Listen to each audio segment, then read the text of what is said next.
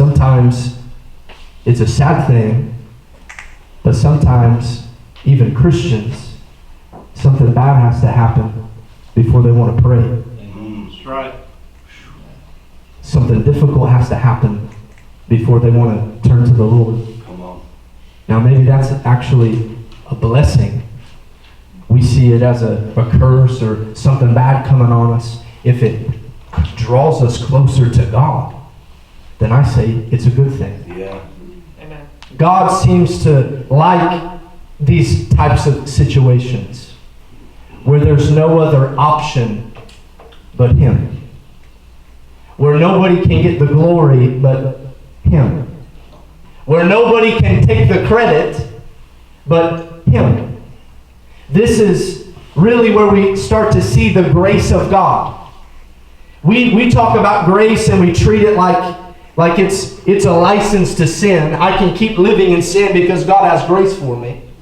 If you think that's grace, that is not grace. Amen. That's really the opposite of grace. Yeah. Grace is an empowerment. Yeah. It's God giving you the strength to do something that you couldn't do on your own. And so when you get put in a position or a situation where there's no other explanation than God, you don't come out on the other end saying, look how great I am, look at what I was able to do. You come out on the other end saying, look what God did. Look how great God is. Look what God did, even through me and for me. Yes. Now I don't want you to forget that this was Jesus' idea. The disciples going from one side to the other on the sea. And it wasn't their plan. This wasn't their scheme. This wasn't something they dreamed up. It was Jesus who said, it was the Lord who said, let's go to the other side. And so the disciples are being obedient, and they set out with Him to do just that, to go to the other side. And then they find themselves in a storm. Now, sometimes you and I, we find ourselves in a situation that we put ourselves in. We do something that we know we shouldn't do, and it puts us in a less than desirable place. We are disobedient or we're rebellious. If you can remember the prophet Jonah, God called him and told him to go to Nineveh. And Jonah left, but he didn't go to Nineveh. He went the opposite direction. And so he's also in a boat at sea, and he also finds himself in a storm, but he put himself there. And so the storm's great, and the people are freaking out and wondering what's going on, and Jonah knows. He says, it's me, I'm the reason that this is going on. Because God told me to go here, and I went the opposite direction. And so sometimes storms come because of our own choices. Right. Sometimes situations come maybe out of the grace of God to redirect us. To get us back going the way we should be going.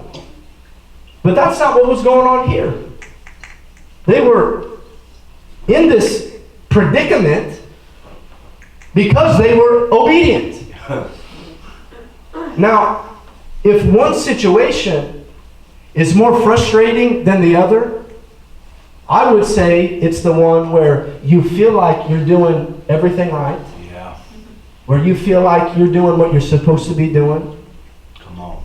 If you're a believer and you're living right and you're spending time in prayer regularly and you're in His Word and you're faithful in church and you're faithful with your money and you're faithful with different aspects of your life, you feel like you're doing what you know you should be doing.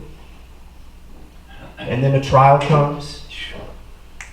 And then temptation comes, and then a difficult thing comes. And you think, I'm doing what I'm supposed to be doing. So why would you let this now happen?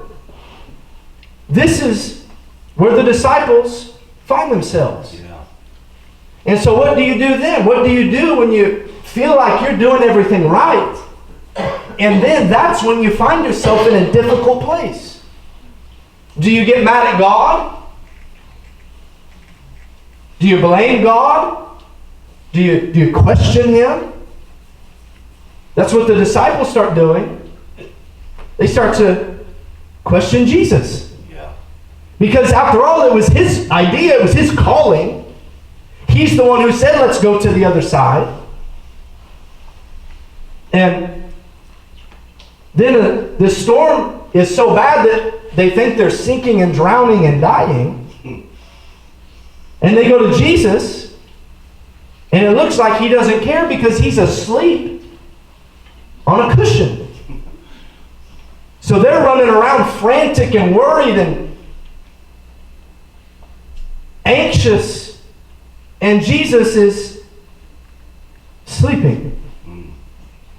And so they say, do you not care that we are perishing? Do you not care? Now, from our vantage point, that kind of seems like a silly question to ask Jesus Christ. Do you not care about me? But sometimes we find ourselves in situations where we start to question God's goodness, where we question God's love, we question God's provision. We feel like, God, you called me to do this, and now here I am, and now this is happening.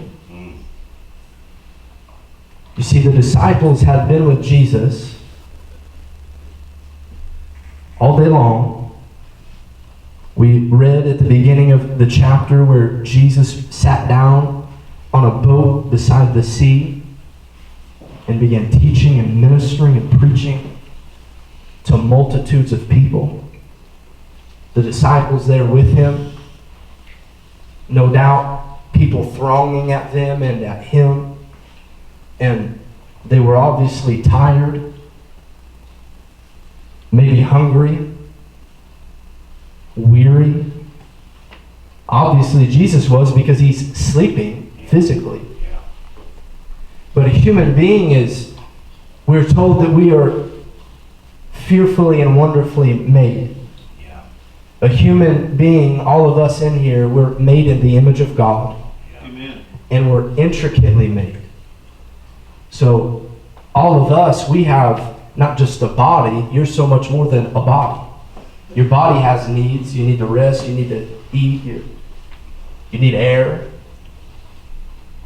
But you also have a spirit. You're a soul. You have a soul.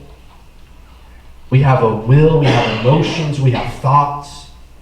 And all of these things are, in a way, intertwined. And so the disciples are tired physically. They're probably wore out mentally, emotionally, and I would even say spiritually. So they're feeling empty from pouring out all day. And then that's when the storm comes. That's when the trial comes. And honestly, I think that's usually how it works for all of us. I don't think temptation comes. I don't think the devil comes when you feel like you're just on a spiritual mountain. It usually comes when you already feel empty. When spiritually or emotionally, physically even, you feel drained. And then now the trial comes. And so all of this mixed together, and the disciples start to say, do you not care? They start to question His decision. They start to question His calling. They start to question His affection. Now, I hope that all of us know better. Yes, He cares. Yes. Peter, after the fact, will write and say, cast all your anxieties on Him because He cares for you. Yeah. So certainly God cares for us.